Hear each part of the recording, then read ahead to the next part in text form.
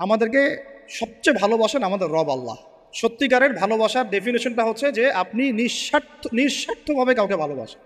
আমাদের আশপাশে যারা আছে, যারা হালাল, ইভেন হালাল, আমার মা, আমার বোন, আমার বাবা, আমার স্ত্রী, আমার ছেলে, আমার মেয়ে, এদেরও যদি কখনো স্বার্থে আঘাত পড়ে, দেখবেন সেও আপনার পাশ থেকে সরে যাচ্ছে। এমন হয়নি কখনো? আপনার বন্ধু, আপনার ব্যবসার পার্টনার, আপনার বস, আপনার কলিগ, ওদের স্বার্থে আঘাত হলে ওরাও সরে যাচ্ছে পাশ থেকে, জিগরি দোষ সরে গেল পাশ থেকে, হয় না এমন? ভালোবাসা দুই প্রকার, বলেন কয় প্রকার? আমার সাথে বলেন, এখানে শেষ করে দিব 10টা মিনিট। ভালোবাসা কয় প্রকার? একটা হচ্ছে নিঃস্বার্থ ভালোবাসা। কি স্বার্থ? কোনো স্বার্থ নাই, নিঃস্বার্থভাবে ভালোবাসা। একটা হচ্ছে কোনো না কোনো স্বার্থ জড়িত আছে এমন ভালোবাসা। আপনার স্ত্রীর চাহিদাও যদি আপনি পূরণ করতে ব্যর্থ হন, দেখবেন স্ত্রীর সাথে আপনার গন্ডগোল লেগে যাচ্ছে, যদিও সে হালাল বৈধ। তাই না? এমন হয় না অনেক সময়? আমি তো অনেক দিন বলেছি, অনেক দিন আগেও বলেছি, 5 বছর 6 বছর আগে, যে মানুষ আসলেই মানুষের অবস্থানকে মূল্যায়ন করে। ভিতর থেকে মানুষকে শুধু মূল্যায়ন করে আল্লাহ রাব্বুল আলামিন। না হলে কি হতো? এই যে এত অন্যায় আমরা করেছি, আল্লাহ পাক কি আমাদেরকে ছেড়ে দিয়েছেন, ফেলে দিয়েছেন, গজবে ধ্বংস করে দিয়েছেন? এই যে আল্লাহ পাক যে আমাদেরকে মহব্বত করেন, ভালোবাসেন, তার প্রমাণ এগুলো। আল্লাহ পাক চান যে আমরা যেন ফিরে আসি। আল্লাহ পাক বলছেন, সারা দুনিয়ার সমান গুনাহও যদি সে করে ফেলে, আসমানের সমানও গুনাহ করে ফেলে, খালি তওবা করে ফিরে আল্লাহকে বলবে, আস্তাগফিরুল্লাহ আল্লাযী লা ইলাহা ইল্লা হুয়াল হাইয়ুল কাইয়্যুম ওয়া আতুবু ইলাইহি। আল্লাহ পাক বলছেন, খালেস তওবা করলে গুনাহ তো মাফ করে দিবই, আগের গুনাহগুলোকে নেকি দিয়ে পরিবর্তন করে দিব। এটা ভালোবাসা না? আল্লাহ পাক সৃষ্টি করেছেন আমাদেরকে ভালোবেসে। কোরআন খোলেন, সূরা সদ পড়েন, সূরা সদের মধ্যে দেখবেন আল্লাহ বলছেন, খালাকতু বিয়াদি মা মানাআকা আল্লা তাসজুদা খালাকতু বিয়াদাই, মানে তুমি ইবলিস কেন তাকে সেজদা করলা না যাকে আমি নিজ হাতে সৃষ্টি করেছি? এটা মহব্বতের বহিঃপ্রকাশ না? আল্লাহ আমাদেরকে নিজ হাতে সৃষ্টি করেছেন। আল্লাহ পাকের হাত কেমন এটা আমরা ব্যাখ্যা করতে যাব না, এর হাতের অর্থ কি সেটাও ব্যাখ্যা করার, তাওয়িল করার দরকার নাই। কোরআনে আসছে যেভাবে সেভাবে আমরা ঈমান রাখবো, ঠিক আছে ভাই? এখানে আবার অনেকে অনেক তালগোল পাকায় ফেলে এবং বিভ্রান্ত হয়ে যায়, এদিকে যাওয়ার দরকার নাই। এখানে বোঝানো হচ্ছে আল্লাহ রাব্বুল আলামিন আমাদেরকে মহব্বত করে সৃষ্টি করেছে। এই পুরো সৃষ্টি জগৎটাই তো আল্লাহর মহব্বতের বহিঃপ্রকাশ। সবকিছু এত নিপুণভাবে চলতেছে, এটা মহব্বতের বহিঃপ্রকাশ না? আমি আপনাদেরকে নিয়ে যদি কোনোদিন কক্সবাজারের সৈকতে তারা দেখাতে পারতাম, তাহলে আমি বুঝাইতে পারতাম আপনাদেরকে যে এই মহাবিশ্বটা ঠিকই আছে কীভাবে। তারার মধ্যে একটা গাণিতিক ক্যালকুলেশন আছে যেটা সবাই জানে না। যারা একটু অ্যাস্ট্রোনমি নিয়ে পড়াশোনা করেছে তারা জানে। আপনার আপনার মানে মাথার বিবেকই উল্টায় যাবে যে এত সূক্ষ্মভাবে কীভাবে আল্লাহ রাব্বুল আলামিন এই মহাবিশ্ব সৃষ্টি করলেন। এক চুল এদিক ওদিক হলে পুরো বিশ্ব কায়নাত ধ্বংস হয়ে যায়। এটা কি আল্লাহ পাকের মহব্বতের পরিপ্রকাশ না? আল্লাহ পাক তো বরং বলেছেন পুরো সৃষ্টি পরিবারটাই আল্লাহর আল্লাহর পরিবারের অন্তর্ভুক্ত, সুবহানাল্লাহ। এমনকি আল্লাহ পাক আমাদেরকে বলেছেন, তোমরা জমিনবাসীর সবার উপর রহম করো, ইরহামু মান ফিল আরদ ইয়ারহামুকুম মান ফিস সামা। তোমরা সবার উপর রহম করো, দয়া করো। দয়া রহম এটা তো মহব্বতের একটা অংশ। তোমরা সবার উপর দয়া করো, রহম করো, মহব্বত করো। এটা কি হবে? তাহলে আল্লাহ পাক আসমানে যিনি আছেন, আল্লাহ পাক তোমাদের উপর রহম করবে ইনশাআল্লাহ। আমরা সেই মহান সত্তার ভালোবাসার থেকে বের হয়ে হারাম এই যৌন ভালোবাসার দিকে যাওয়ার চেষ্টা করেছি। আসলে এটা ভালোবাসা না, যৌনতা, এর দিকে যাওয়ার জন্য এইসব করছি। আল্লাহ পাক আমাদেরকে মাফ করে যেন হেদায়েত দান করেন। আল্লাহ পাক কত ভালোবাসেন এটা নিয়ে বলতে গেলে আজকে রাত শেষ হবে। দেখেন, আল্লাহ রাব্বুল আলামিন আদম আলাইহিস সালামকে সৃষ্টি করেছেন, করে সমস্ত নাম শিক্ষা দিয়েছে। নাম মানে হলো ইলম। নাম মানে কি? ভালো না বাসলে আল্লাহ পাক কাউকে সবচেয়ে সেরা কিছু দান করেন। সূরা ৩ আল্লাহ পাক কি বলেছেন? ওয়া তিনি ওয়াজ জাইতুন, এগুলো শপথ করে, লাকাদ খালাকনাল ইনসানা ফি আহসানি তাকওয়িম। মানুষকে সবচেয়ে শ্রেষ্ঠ কাঠামো আল্লাহ পাক দিয়েছে, দেন নাই? তো কাউকে যদি মহব্বত না করা হয়, তাকে আপনি সবচেয়ে সেরাটা কি দিতে পারবেন? আল্লাহ পাক আমাদেরকে মহব্বত করেন, ভালোবাসেন, এবং আল্লাহ চান আমরাও যেন তাকে মহব্বত করি, তাকে ভালোবাসি। এবং আমরা যদি কাউকে ভালোবাসি, আল্লাহর জন্য ভালোবাসবো। কাউকে ঘৃণা করি, আল্লাহর জন্য ঘৃণা করব। মহব্বতও আল্লাহর জন্যে, ঘৃণাও কার জন্যে? আল্লাহর জন্য। আল্লাহ পাক সমস্ত ইলম শিক্ষা দিলেন, এটা কি ভালোবাসার বহিঃপ্রকাশ না?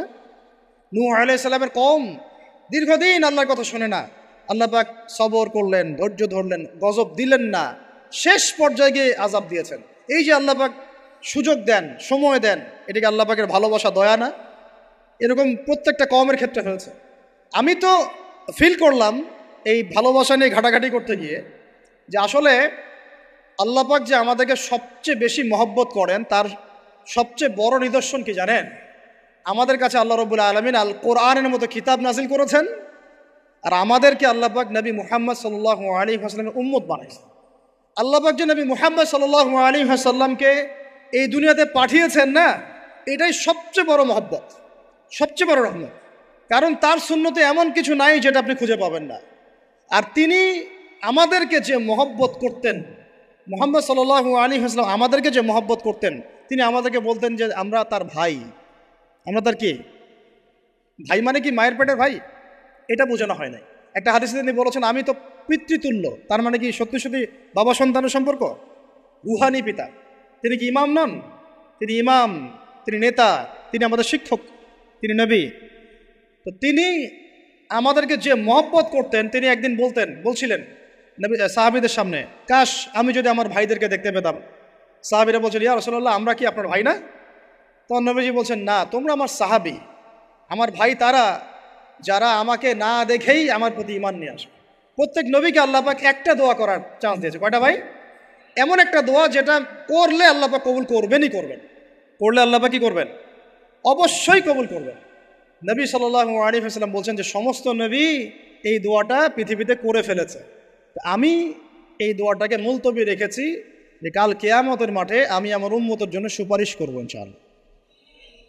এবং নবী সাল্লাল্লাহু আলাইহি ওয়াসাল্লামের সুপারিশে বহু কবিরা গুনাহগার মুসলমান যারা জাহান্নামের ফয়সালা হয়ে গেছে, তাদেরকে আল্লাহ পাক কিছুটা শাস্তি ভোগ করালে হলেও আবার জান্নাতে নিয়ে আসবে। তিনি আমাদেরকে মহব্বত করেন না? করতেন না? চিন্তা করেন তাহলে আমরা তার দিনকে কি মহব্বত করলাম, আমরা তার হুকুম হাকামের বিধিবিধান সুন্নতের কি মহব্বত করলাম, চিন্তা করেন। একটা হাদিসে নবীজি স্পষ্ট করে বলছেন এটা আমাদের জন্য একটা কষ্টি পাথর। এটা একটা কি কষ্টি পাথর। তিনি বলছেন, লা ইউমিনু আহাদুকুম, তোমাদের মধ্যে কেউ মুমিন হইতে পারবে না। কি হইতে পারবে না? মানে প্রকৃত মুমিন হইতেই পারবে না তোমরা। হে আমার উম্মত, তোমাদের মধ্যে কেউ প্রকৃত মুমিন হইতেই পারবে না যতক্ষণ না হাত্তা আকুনা আহাব্বা ইলাইহি মিন ওয়ালিদিহি ওয়ালাদিহি ওয়ান নাসি আজমাইন, যতক্ষণ না আমি মুহাম্মদ সাল্লাল্লাহু আলাইহি ওয়াসাল্লাম তোমাদের কাছে নিজের কি সন্তান, নিজের বাবা মা এবং সমস্ত মানব জাতির থেকে বেশি প্রিয় না হচ্ছে। আর এটা আবার বলি, নবীজি বলছেন কেউ ততক্ষণ পর্যন্ত প্রকৃত মুমিন হতে পারবে না যতক্ষণ না আমি মুহাম্মদ সাল্লাল্লাহু আলাইহি ওয়াসাল্লাম তার কাছে তার সন্তান, তার পিতা, এমনকি সমস্ত মানব জাতি থেকে বেশি প্রিয় না হচ্ছে। আর আমরা যারা আগামীকালকে এইটার প্রিপারেশন নিয়েছি, আসলে কি আমাদের কাছে নবী প্রিয় বেশি না আমাদের দুনিয়ার স্বার্থ বেশি প্রিয়? যারা এগুলো করবে তাদের কাছে কি সত্যিই নবী প্রিয়? তাহলে তারা করতে পারতো না। যদি নবী আমাদের কাছে সবচেয়ে বেশি প্রিয় না হয়, আমরা মুমিন হতে পারছি না। আর যাদের কাছে নবী প্রিয় তারা কখনো এমন হারাম কাজে যেতে পারবে না। যারা যাচ্ছে তারা কখনোই নবীকে ভালোবাসে না, কোশ্চিনকালেও না। শোনেন, উমর রাদিয়াল্লাহু আনহুর নাম শুনেন নাই? বললে অনেক কথা ভাই, অনেক কথা, কোনটা রেখে কোনটা বলে। উমর রাদিয়াল্লাহু আনহু একদিন এসে বলছেন খলিফাতুল মুসলিমিন, মুসলিমদের তিনি খলিফা। জান্নাতের সুসংবাদপ্রাপ্ত 10 জন সাহাবীর একজন। জান্নাতের সার্টিফিকেট পেয়েছেন পৃথিবীতে কয়জন সাহাবী? একটা হাদিসে একসাথে 10 জন। ওই 10 জনের অন্যতম একজন, যিনি এমন শাসন ব্যবস্থা পৃথিবীতে প্রতিষ্ঠা করেছিলেন যার মতো মিসাল এখন পর্যন্ত পৃথিবীতে আর দেখা যায় নাই। একটা হাদিসে আসছে যে রাস্তা দিয়ে ওমর হাঁটে ওই রাস্তা দিয়ে শয়তান হাঁটে না। কি বুঝলেন? শয়তান যদি দেখে ওই যে ওমর, ও আর ওই যাবেন ওই রাস্তার মধ্যে। এই হচ্ছে ওমর ইবনে খাত্তাব।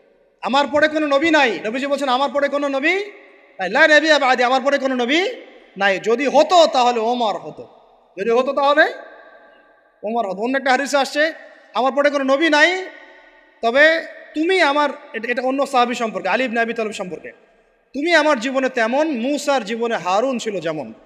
এটা হচ্ছে আলী ইবনে আবি তালিব। তো এখানে কথা হচ্ছে উমর রাদিয়াল্লাহু আনহুর মতো মানুষ নবীর কাছে এসে বলছেন সাল্লাল্লাহু আলাইহি ওয়াসাল্লাম, ইয়া রাসূলুল্লাহ ওয়াল্লাহি লা উহিব্বুক, আল্লাহর কসম করে বলছি আমি আপনাকে অনেক মহব্বত করি, ইল্লা মিন নাফসি, আমার নফসের চেয়ে বেশি না। মানে আমি আমার জানের চাইতে আপনাকে বেশি মহব্বত করি না। কথা কি বুঝতে পারতেন কি? মানে আমি আপনাকে অনেক মহব্বত করি ইয়া রাসূলুল্লাহ, সব কিছু থেকে বেশি মহব্বত করি, কিন্তু আমার নিজের জানের চেয়ে বেশি না। নবী সাল্লাল্লাহু আলাইহি ওয়াসাল্লাম বলছেন, লা ইয়া ওমর, এখনো মুমিন হওনি ওমর। কাকে বলছেন? কাকে বলছেন? জান্নাতের সার্টিফিকেট প্রাপ্ত একজন মানুষকে। লা ইয়া ওমর, এখনো হওনি। তখন নবী সাল্লাল্লাহু আলাইহি ওয়াসাল্লামকে তিনি একটু পরে আবার বলছেন, ইয়া রাসূলুল্লাহ ওয়াল্লাহি আলান, এখন লা হাব্বা ইলাইয়া মিন কুল্লি শাই হাত্তা মিন নাফসি, এখন থেকে আপনি আমার কাছে সবচেয়ে বেশি প্রিয় সব কিছু থেকে, এমনকি আমার নফসের থেকেও বেশি প্রিয়। তখন নবীজি বলছেন আলান ইয়া ওমর, এখন ওমর, এখন তুমি মুমিন হলে। তাহলে যারা আমরা নবীর সুন্নতের খেলাফ এইসব অপসংস্কৃতি, নোংরামি, জেনা, ব্যভিচার, কনসার্ট, নাটক, সিনেমা, পরকিয়া, এইসব তথাকথিত ভালোবাসা দিবস, এই জেনা দিবসগুলো পালন করছি, আমরা কি আসলেই নবীকে ভালোবাসি? আমরা কি সত্যি আল্লাহকে ভালোবাসি? আল্লাহ পাক আমাদেরকে বোঝার তৌফিক দান করেন, জাহিলিয়াত থেকে ফিরে আসার তৌফিক দান করেন। এরকম প্রচুর ঘটনা। ভালোবাসা তো এগুলোর নাম। ভালোবাসা কাকে বলে জানেন? সাহাবীরা বাসায় যেতেন, আবার দৌড় দিয়ে আসতেন নবী সাল্লাল্লাহু আলাইহি ওয়াসাল্লামের চেহারাটা একটু দেখার জন্য। এটা নাম ভালোবাসা। আপনারা যদি উমরা করতে যান, হজ করতে যান, দেখবেন বারবার আপনার নবীর রওজায় গিয়ে সালাম দিতে মন চাইবে, যে আরেকবার দেখা করে আসি, আরেকটু দেখা করে আসি, আরেকবার সালাম দিয়ে আসি। ভালোবাসা কোনো স্বার্থ আছে এখানে? নবী সাল্লাল্লাহু আলাইহি ওয়াসাল্লাম কি আমাদের কাছে কোনো স্বার্থ দাবি করেছেন? আল্লাহ করেছেন? এগুলো ভালোবাসা। এই ভালোবাসা হলো প্রকৃত ভালোবাসা। আর এগুলো যেটা চলছে এটা হচ্ছে যৌনতা। এগুলো কি চলছে? যৌনতা। ভালোবাসার নাম দিয়েছে এখন যৌনতা। এগুলো ভালোবাসা না, এগুলো পাশবিকতা, প্রবৃত্তির দাসত্ব। প্রবৃত্তি মানে মন যা চায় তাই করতে যাচ্ছে। আপনার মন চাইছে একটা মেয়ের সাথে রাত কাটাবেন, এটাকে আপনি ভালোবাসা নাম দিলেন, কিন্তু এটা হচ্ছে ভালোবাসা না, এটা কি প্রবৃত্তি, পশুত্ব, দাসত্ব, পশুত্বের দাসত্ব করছে। আল্লাহ পাক আমাদেরকে কথাগুলো বোঝার তৌফিক দান করুন। এরকম সাহাবীরা কত ত্যাগ করেছেন। তালহা রাদিয়াল্লাহু আনহুর নাম শোনেন না অনেকেই। নবী সাল্লাল্লাহু আলাইহি ওয়াসাল্লাম উহুদ যুদ্ধের দিন সংকটময় একটা অবস্থায় ছিলেন। তালহা রাদিয়াল্লাহু আনহু একা নবী সাল্লাল্লাহু আলাইহি ওয়াসাল্লামকে ঢাল হিসেবে পিঠ পেতে দিয়ে আসেন, উনার দিকে কোনো তীর যেন আসতে না পারে। শেষে দেখা গেল তার গায়ের মধ্যে 40 থেকে 50টা তরোয়ারের আঘাত আছে, তীরের খোঁচা আছে, বর্ষার খোঁচা আছে। এই অবস্থায় তিনি নবীকে কাঁধের মধ্যে নিয়ে উহুদ পাহাড়ে উঠেছেন নবীকে সেভ করার জন্য। ভালোবাসা। এটা কি? কোন স্বার্থে? কিসের স্বার্থে? দুনিয়ার স্বার্থে? জান্নাতের স্বার্থে।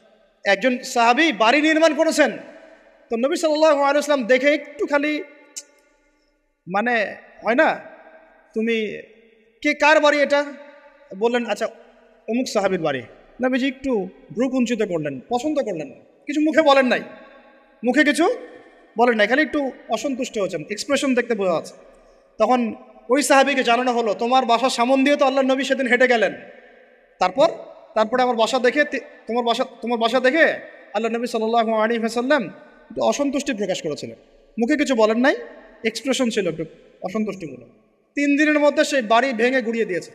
যেই বাসা দেখে আল্লাহ নবী সন্তুষ্ট হন না, আমি বাসা রাখবই না। ভালোবাসা কিসের জন্যে? কার জন্যে? কার স্বার্থে বলেন? আল্লাহর জন্যে, জান্নাতের জন্য, আল্লাহর স্বার্থে, আল্লাহর জন্যে। কতগুলো বলে শেষ করবো আপনাদেরকে। সাদ বিন আবি ওয়াক্কাস রাদিয়াল্লাহু আনহু উহুদ যুদ্ধের দিন এইরকম করে তীর নিক্ষেপ করছেন। আল্লাহ নবী বলছেন, ইয়া সাদ, হে সাদ, তীর ছোড়ো, তোমার জন্য আমার পিতামাতা কুরবান হোক। আশপাশে 9 জন ছিল, তার মধ্যে একজন করে শহীদ হতে শেষে 2 জন বেঁচে থাকলো, সাদ বিন আবি ওয়াক্কাস, তালহা বিন উবাইদুল্লাহ রাদিয়াল্লাহু আনহু। এগুলো তারা কেন করেছেন? ভালোবাসার জন্যে। ভালোবাসা এগুলোর নাম। কতগুলো বললে শেষ করবো আপনাদেরকে বলেন।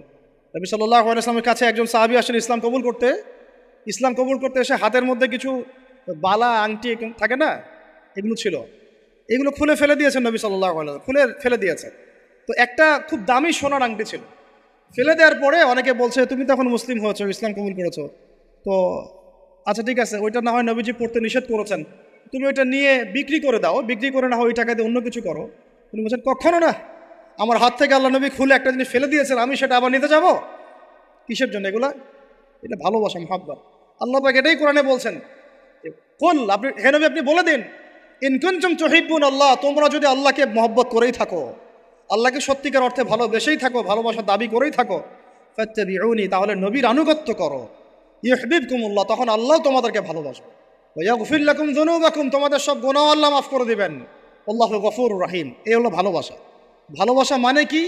ভালোবাসা মানে হচ্ছে আস-সামউ ওয়াত তাআ, আমি নবী আল্লাহ এবং তার রাসূলের কথা শুনবো এবং আনুগত্য করব, শুনবো, এবং এর নাম ভালোবাসা। শুনবো, আনুগত্য করবো, তাহলে আমরা কি শুনবো, কি আনুগত্য করব? আমাদেরকে প্রথমে কোরআন পড়তে হবে, কোরআনের অনুবাদ জানতে হবে, কোরআন অনুযায়ী জীবন করতে হবে, 5 ওয়াক্ত নামাজ পড়বো ইনশাল্লাহ, হালাল খাবো, যাকাত দিব, রমজানের সম রাখবো, নবীর সুন্নাহ অনুযায়ী জীবনযাপন করব, এবং সুন্নাহ বিরোধী, কোরআন বিরোধী, ইসলাম বিরোধী কোনো কাজে আমি লিপ্ত হব না। এই তো ভালোবাসা। এই ভালোবাসা যদি বহিঃপ্রকাশ ঘটাতে আমরা ব্যর্থ হই, নিজেও ধ্বংস হব, পরিবারও ধ্বংস হবে, আমাদের পরের প্রজন্ম ধ্বংস হবে, সমাজও ধ্বংস হয়ে যাবে।